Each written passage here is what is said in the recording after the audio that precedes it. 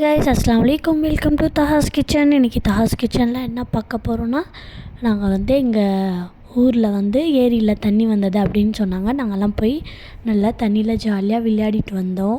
So அந்த video தான் நான் இதில் போட்டிருக்கேன்.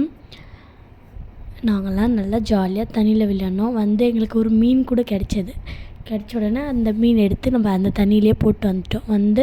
அதுக்கப்புறமா என்ன சமைச்சோம் அப்படின்னாக்கா, பருத்தி பால் தான் செஞ்சு சாப்பிட்டோம் நாங்கள்.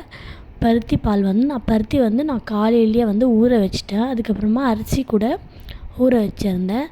பருத்தி பால், அரிசி, வெல்லம், அதுக்கப்புறமா சுக்கு, மிளகு, தேங்காய் துருவி வச்சுருந்தேன். ஸோ இவ்வளோதாங்க.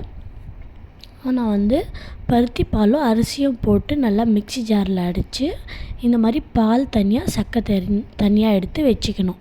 சரிங்களா? இந்த மாதிரி எடுத்து வச்ச உடனே ஃபஸ்ட்டு பால், இது செகண்ட் பால் கூட நம்ம செஞ்சு போட்டுக்கலாம். ஓகேங்களா? நான் 2 வாட்டி அரைச்சி போட்டேன்.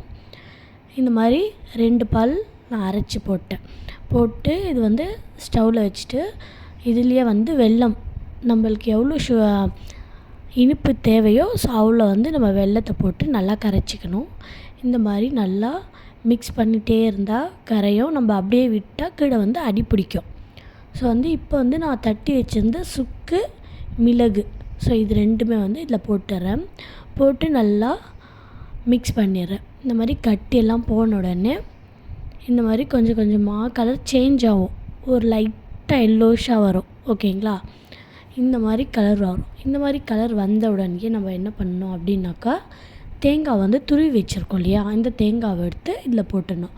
போட்டு நல்லா மிக்ஸ் பண்ணிட்டு இந்த கலர் கூட சேஞ்ச் ஆன உடனே நம்ம ஆஃப் பண்ணிடணும். ஓகேங்களா? இந்த மாதிரி கொதி வரும். ஒரு கொஞ்ச நேரம், ஒரு 5 நிமிஷம் கொதிக்க விடணும். அதுக்கப்புறமா நம்ம இந்த மாதிரி வந்த உடனே ஆஃப் பண்ணிடணும். இந்த மாதிரி பபுள்ஸாக வரும். இப்போ நான் ஆஃப் பண்ணிட்டேன். இப்போ ரெடி ஆகிடுச்சு. ஸோ தஹாஸ் கிச்சனுக்கு லைக் பண்ணுங்கள், கமெண்ட் பண்ணுங்கள், ஷேர் பண்ணுங்கள், சப்ஸ்கிரைப் பண்ணுங்கள். அஸ்ஸலாமு அலைக்கும்.